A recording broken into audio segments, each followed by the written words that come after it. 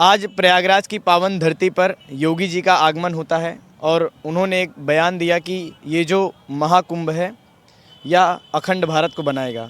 और इसी बीच सेक्टर 19 में एक छोटे से टेंट में आग लगती है। आपका इस पर क्या विचार है कि ये आग कैसे लगी?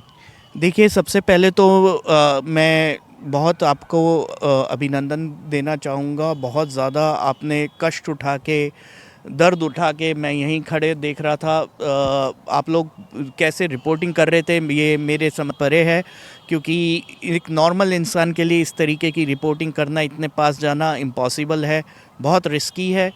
यहाँ पे भीषण आग लगी, जैसा कि आप लोग ने देखा ही है काफ़ी क्लोज से। मुझे ये लगता है कि ये जो सिलेंडर शिविर में यूज़ किए जा रहे हैं, शायद वो स्पार्क हुआ है। और मैं खड़ा हुआ देख रहा था कि एक के बाद कम से कम नहीं तो 10 कैलेंडर स्पार्क हो गए। आप बैकग्राउंड में सुन रहे होंगे, धड़ाधड़ एम्बुलेंसेस की आवाज़ आ रही है।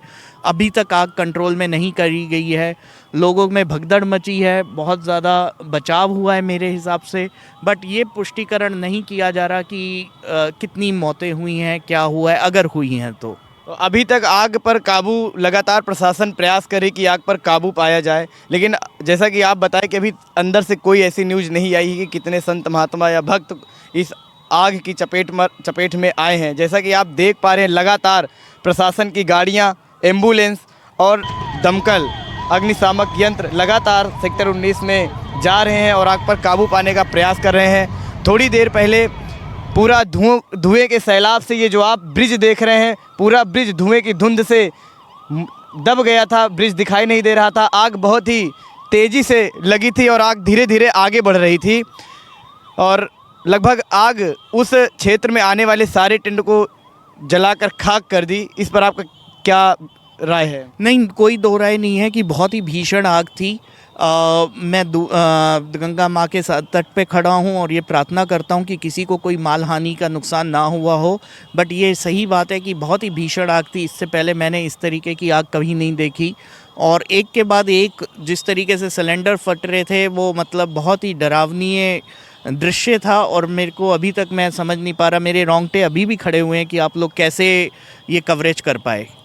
जैसा कि जब हम लोग वहाँ रिपोर्टिंग कर रहे थे तो देखे कि बैक टू बैक लगातार सिलेंडर्स की आवाज़ आ रही थी। सरकार ने भी गाइडलाइन जारी की थी कि आप अपने शिविर में, अपने कैंप में सिलेंडर्स का यूज़ ना करें, मतलब खाने पीने की व्यवस्था अपने कैंप में ना करें, आग ना जलाएं। इन सब बातों का ध्यान इस कैंप में शायद नहीं रखा गया। कोई और गलती की गई जिस वजह से ये आग बहुत तेज़ी से आगे की ओर बढ़ी और लोगों का नुकसान हुआ, यानी टेंट जल गए।